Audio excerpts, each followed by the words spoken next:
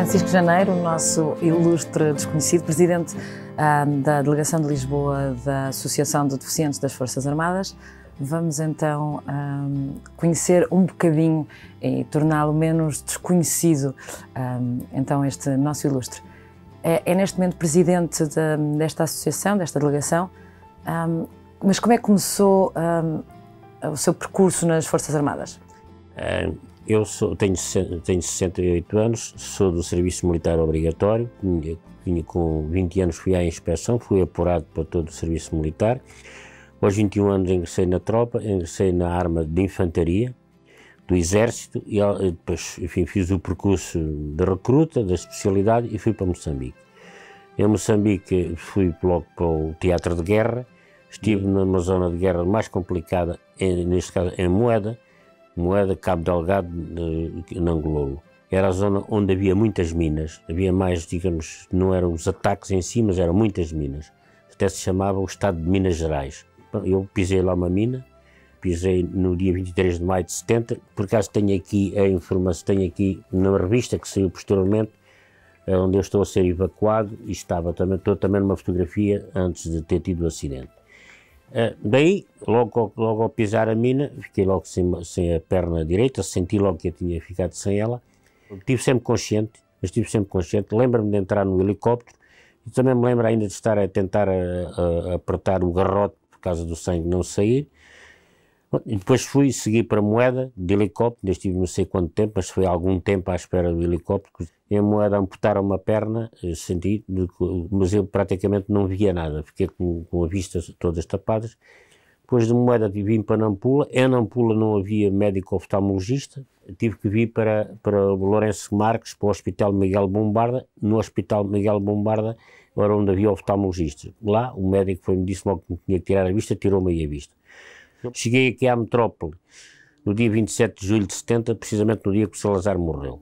Foi para a tropa por serviço militar obrigatório, sim, certo? Sim. O que é que sente um jovem de 20 anos quando é chamado? O que é que vocês sabiam da guerra na altura e o que é que sentem quando são chamados? Eu quero lhe dizer uma coisa. Eu senti a guerra quando tinha 13 anos. Eu em 61 tinha 13 anos. Andava a trabalhar, porque eu comecei a trabalhar com 11 anos. Eu sou de Montemor Novo, sou do Alentejo, e eu saí da escola com 11 anos e comecei a trabalhar, a guardar gado, que era assim a vida. E eu senti, lembro-me ainda de passarem os jipes, os unimogs, a largar ratés, a fazer a chamada rodagem, que antigamente se fazia aos carros. E eu comecei a estar mentalizado aí que havia guerra. Nós, aos 20 anos, na nossa juventude, somos formatados para aquilo que quisermos. Sabia que tinha que ir para o ultramar, ou fugia ou ia, porque o serviço militar era obrigatório, e eu nunca senti aquele medo de ir. Para mim, ter estado na guerra não é um orgulho. Fui para lá porque era obrigatório e fui. Por outro lado, também lhe digo uma coisa, estive na guerra, mas nunca tive medo de estar na guerra. E quanto tempo é que esteve em Moçambique até? Eu tive cerca de 6 meses, eu fui logo ferido ao princípio. E depois quando acaba ferido, quando vai de helicóptero, quando está 2 meses no hospital em Moçambique, qual era o seu pensamento em relação? O pensamento era vir-me embora, porque houve uma questão que eu senti-me ferido e vi que estava ferido, mas pensei, eu ultrapasso tudo, eu sou capaz de levar. Sabia que tinha que levar uma prótese, na altura até se chamava uma prótese de pau, uma perna de pau, chamava-se muita coisa, e eu pensei, eu tenho que ultrapassar isto. E daí talvez o percurso que eu fiz enquanto estive, enfim, internado no hospital.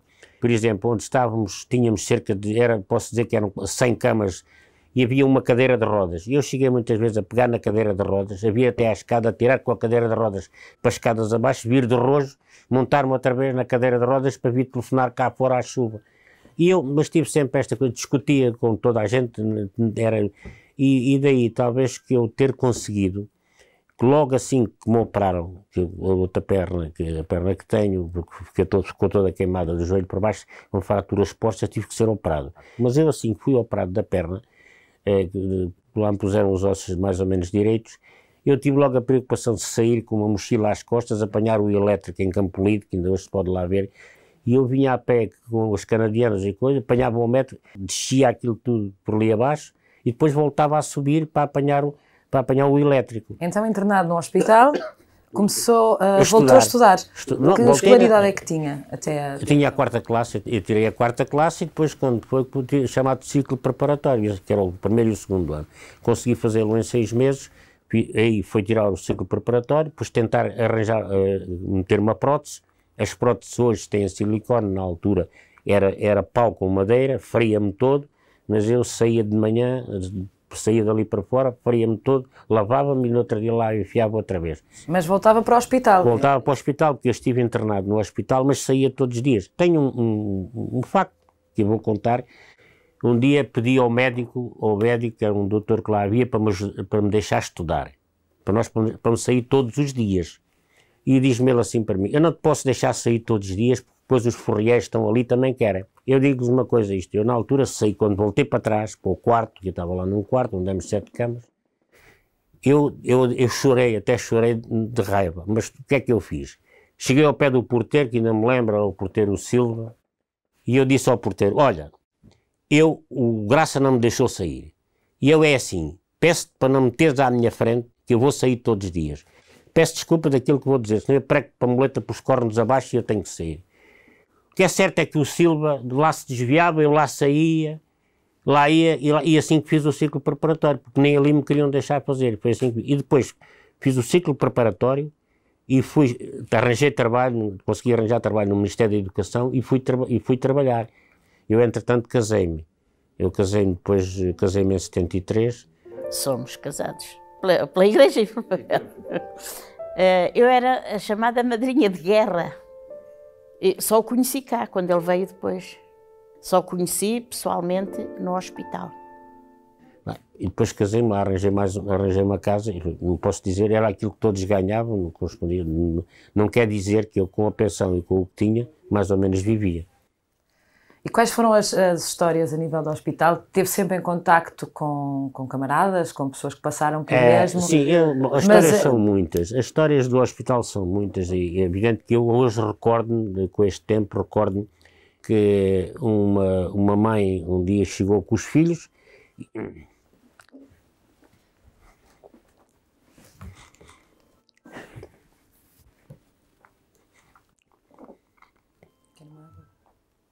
e os filhos disseram: este não é o meu pai, porque ele não tem pernas. Quer a minha?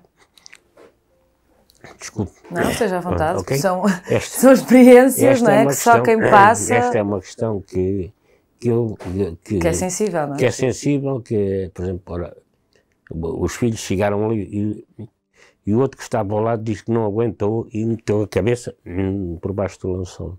Nós, quer dizer, no fundo, às vezes até brincamos com estas coisas, mas não deixa de ser dramático e pensar o que foi a guerra e o que fez.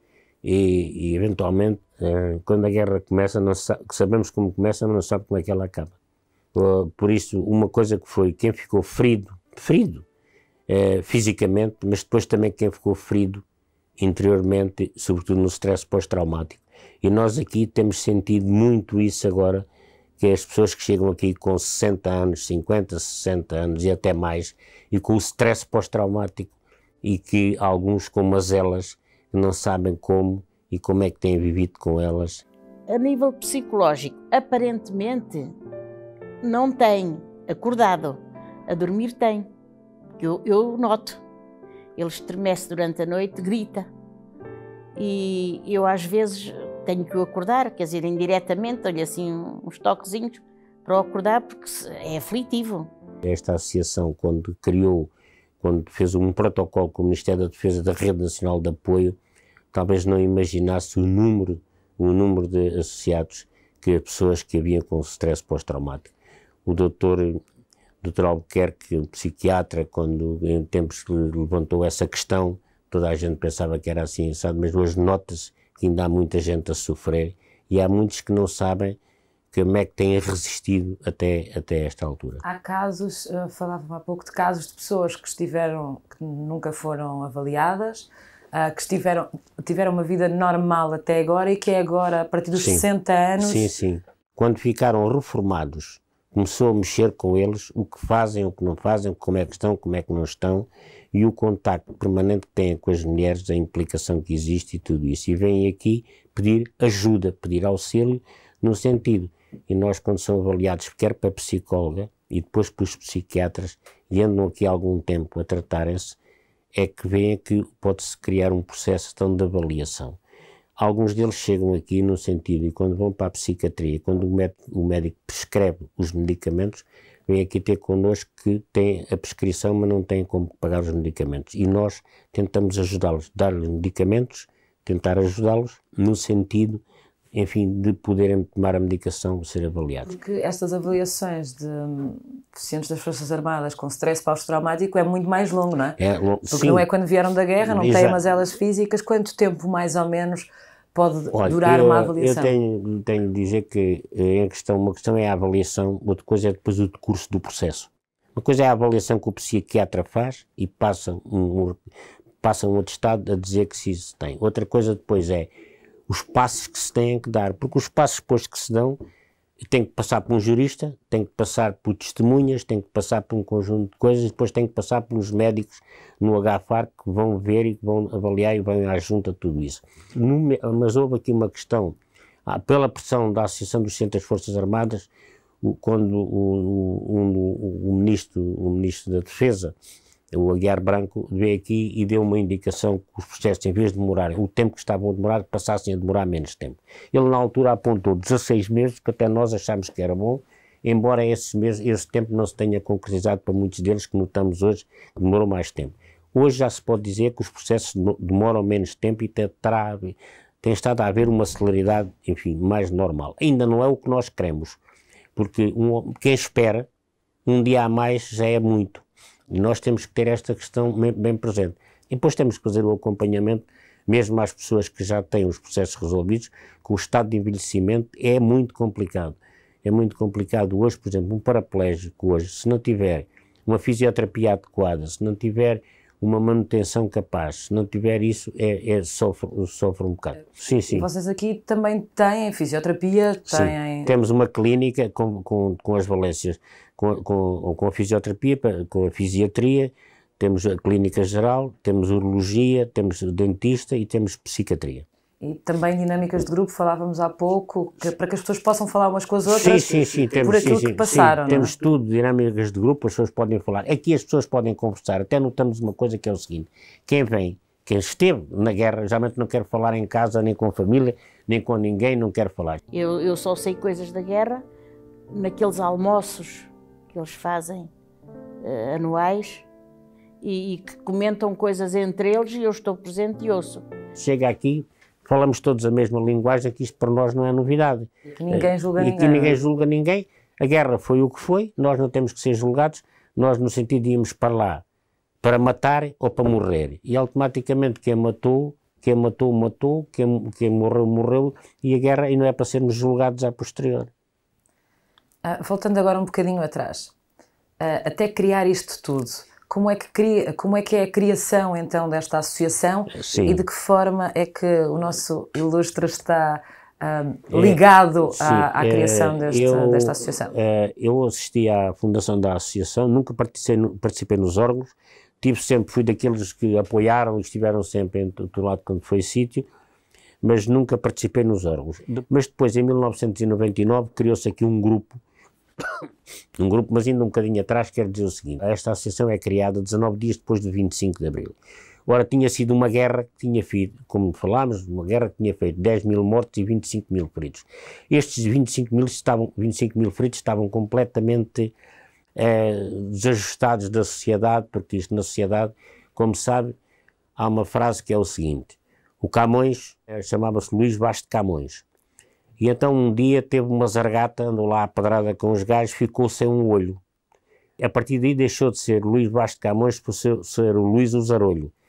Isto para lhe dizer que um deficiente, um ser humano, hoje está normal, amanhã falta-lhe uma perna, está cego, passa a ser o cego, passa a ser o coxo, passa a ser isto, passa a ser aquilo. O que é que acontece? Nós sentimos deficientes, olhamos para os nossos camaradas que tinham estado na Primeira Guerra Mundial, estavam sem nada. E como estavam sem nada, nós pensámos, temos que deitar mãos à nossa existência. Muito voluntarioso, quem lhe pedir alguma coisa sabe à partida, o não já o tem certo, mas sabe à partida que em princípio que ele vai conseguir. E tem conseguido, pela perseverança dele. Juntámos-nos, fomos para a rua, criámos um jornal que é o Jornal O Elo, que ainda hoje é mensal, isso foi sempre editado todos os meses, é mensal, e aí dizemos aquilo que pensamos e aquilo que queremos e falamos abertamente e diretamente, seja para quem for, seja para o partido político, seja para o governo, tudo isso. Mas tivemos uma luta feroz entre 74 e 76, até que sai o 43-76, que é um decreto-lei que é considerado mais ou menos a nossa Bíblia. É por ali que nos orientamos, dá todas as garantias, o que é que nós temos direito e baliza-nos ali toda a nossa legislação. Diz que temos direito a isto, temos direito àquilo. Esse decreto-lei, depois nós fomos obrigados a ter um cartão de saúde, um cartão que nos identifica. Este cartão que nos identifica, quem tem a lista encarnada é deficiente das Forças Armadas, quem tem a lista verde é deficiente no Estatuto da Apresentação. A questão da associação em si, a associação tem vindo a marcar pontos. E em relação ao stress pós-traumático, que não é uma deficiência física, portanto não é visível, ela sempre foi apoiada a nível do Estado? Não, foi assim, a guerra colonial foi paralela à guerra do Vietnã. Os americanos consideraram o stress pós-traumático na década de 70, nós só na década de 90. Vê logo a decalagem que houve quando considerámos aquilo, já há muitos anos as pessoas tinham sofrido. Claro, o stress, que a pessoa, antigamente até nós dizíamos, está cacimbado, não está bom, não está, mas alinar isso à guerra não foi fácil. Mas graças ao esforço de muita gente e de alguns psiquiatras que notaram isso e conseguiram isso, e de uma associação que entretanto se criou, que era a apoiar, avançou e marcou o tempo. Eu penso que têm sido passos que têm sido dados sempre ao longo. Por isso, ao longo destes 42 anos, ela não tem descurado as coisas, ela tem estado em cima das coisas. E nós, quando fazemos assembleias com 500, 600 associados hoje, batemos o pé e dizemos que queremos isto. Precisa que não é fácil ser Presidente da Direção Nacional, sobretudo da Direção Nacional nesta casa ou das delegações, porque nós estamos sempre a ser pressionados pelos associados. Temos uma questão nesta associação, não há aqui postos, todos nos tratamos por tu, seja general, seja este, seja que for, aqui tratamos todos por tu. O que conta é o número de sócio e o conta, e mesmo a própria da deficiência não conta, conta a deficiência porque se vê, mas temos sempre em atenção o associado em si. E esteve sempre presente, esteve sempre por perto durante a criação da associação.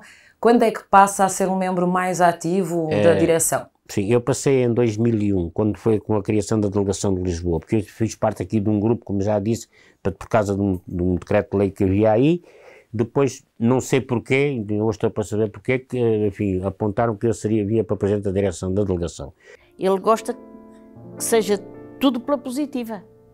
Ele gosta que todas as ações dele se concretizem positivamente.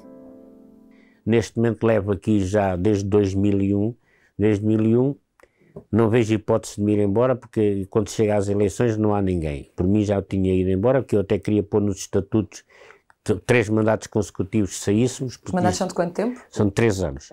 E o que acontece é que isto começa, digamos, nós criamos vícios, o poder cria vícios, e depois nós também, muitas vezes, pode ser sempre que haja alguém melhor vir do que quem cá esteja. Mas neste momento é reformado, tem... Não, reformei-me pela vida civil e pronto, e estou aqui.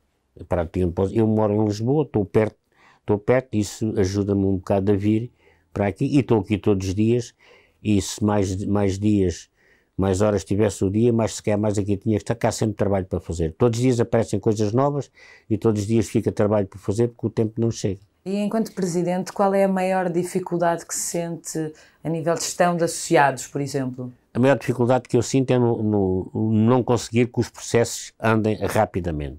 É muito direto.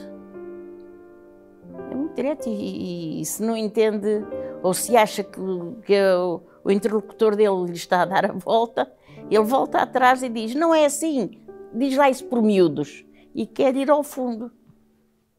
Porque, como digo, ainda esta semana mandei uns poucos, pedi à Direção Nacional para junto do poder político, porque quem está junto do poder político é a Direção Nacional, para me resolver alguns casos de pessoas que me telefonam a a dizer que não têm meios de sobrevivência e os processos não estão concluídos. Que nós tínhamos que programar o que se fazia antigamente num ano tinha que se fazer num mês.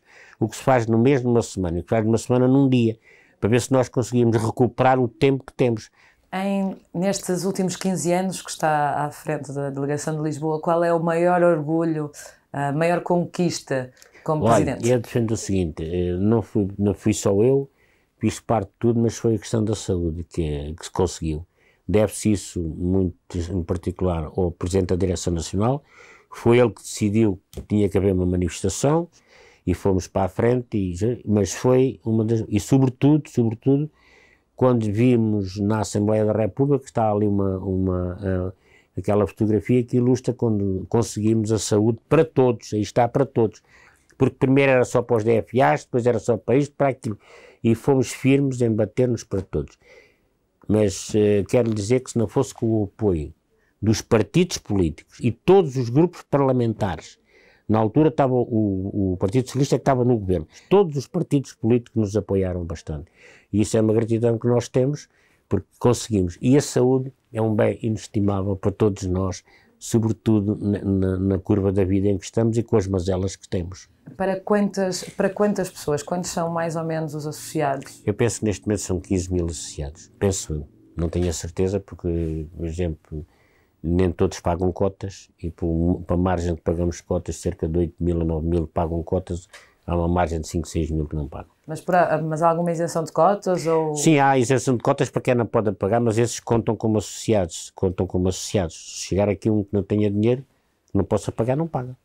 E aqui em Lisboa, quantos associados? Tem 3.500 associados a pagar cotas. Quantas pessoas é que vocês apoiam, mais ou menos, além dessas 3.500? Bom, mas apoiamos só aqueles que precisam mesmo. Claro. Porque nós temos os africanos que chegam aqui, que vêm de Moçambique, a maior parte deles são de Moçambique, de Angola, mas de Moçambique mais, vêm para aqui para tratar do processo. E alguns deles chegam a cá.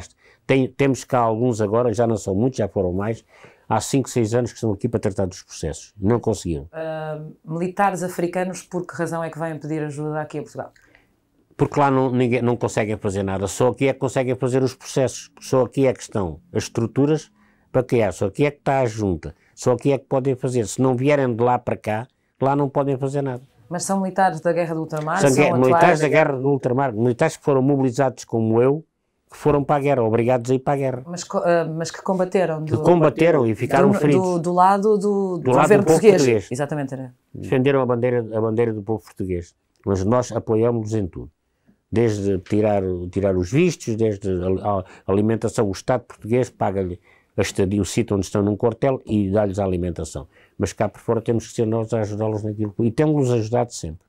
E depois dessa conquista da saúde, qual é a sua maior luta neste momento como Presidente? Qual é a próxima? Eu gostaria muito de ver que os processos daqueles homens que não são deficientes de DFAs, que fosse o processo aberto para todos, para que todos que tenham algumas mazelas o pudessem vir a abrir. E, sobretudo, uns homens que não foram contemplados com uma lei que só dava até os 80%, são chamados que passasse para os 60% e que abrissem a legislação para que os milícias, e quem eram os milícias? Eram, nomeadamente, os homens da Guiné, foram criados para combater, que deram-lhe o nome de milícias e que pudessem vir a abrir os processos deles para serem ou não qualificados. Mas eles não eram militares? Eram militares, mas tinham um estatuto à parte, eram milícias, chamado milícias. Eram apanhados de lá, vamos para a guerra, vamos aqui, e depois são considerados milícias. E a nível de sociedade, como é que vocês acham que a sociedade olha para vocês que serviram o país e estão feridos? Tem as mazelas, além dos estilhaços que lhe limitam, por exemplo, fazer ressonâncias magnéticas. Tem muitos estilhaços, na vista, inclusivamente. Tem uma perna toda queimada, a perna que lhe resta. A outra não tem, não é? Tem uma prótese, tem uma queimadura que ainda agora anda a fazer pensos. Não tem razão de queixa da sociedade. E quando nós, hoje, nós hoje fazemos reuniões, eu faço muitas reuniões a nível das câmaras e a nível disso e daquilo. E acho que há um respeito quando nós falamos e quando nós queremos. Por exemplo, a nível das acessibilidades, nós temos uma luta com as câmaras por causa das acessibilidades, como sabe, e então se olhar para Lisboa, isto é um caos. Lisboa já por si está inclinada em alguns sítios, não há hipótese. uma pessoa de cadeira de rodas, vê-se aflito. Quando nós lutamos para que os passeios sejam rebaixados, quando lutamos para que os estacionamentos para os carros tenham em condições, é uma carga de trabalho. Mas eu, no cômputo geral, acho que a sociedade que nos acolhe bem tem tido alguma coisa. Houve, de certa maneira, após o 25 de Abril, não se querer saber da guerra, porque a guerra envergonha-nos. Então há que não querer saber da guerra, que é isso da guerra e tal. Mas eu espero que muitos de nós consigamos cá estar até aos 80 ou 90 anos e que não perdemos o discernimento para podermos reivindicar e estar atentos e dizer ao Governo: estamos aqui, somos do serviço militar obrigatório, porque compreendo que muita gente que está no Governo hoje, a guerra não lhe diz nada, nem passa para a cabeça o que é uma guerra, as dificuldades que tivemos e o que fomos obrigados a fazer, e isso é uma questão. E onde é que se vai buscar forças para estar 44 anos a lutar por direitos que não são só seus, não é? É assim, nós temos que ter a consciência do outro. Quer dizer, nós numa associação ou num grupo aprendemos uma coisa, que é não ser egoísta, não querer só para nós, temos que querer para os outros também. E temos que pensar nos outros. E quando pensamos nos outros, começamos a pensar na nossa família, nos nossos filhos e nos outros que não podem reivindicar. Eu percebo que eu muitas vezes não posso exigir um camarada meu que está em Cruz, está em Santarém, está em Torres Novas, está aqui, está ali, que venha para aqui todos os dias, que a distância é a questão.